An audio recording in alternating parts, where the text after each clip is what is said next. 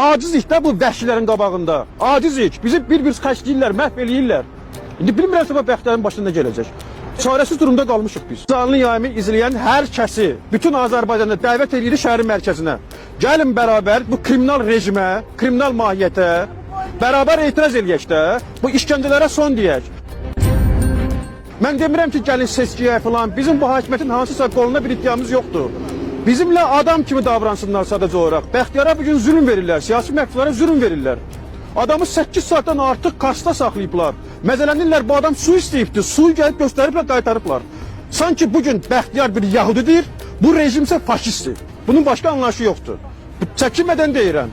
Bəxtiyarın başına açdığınız oyunları gətirin bizim də başımıza açın. Bu polisləri yığımsız dökmüsünüz bura.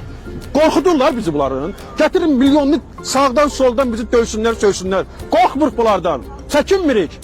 Sizin rejiminizə nifrət eləyirik, nifrət.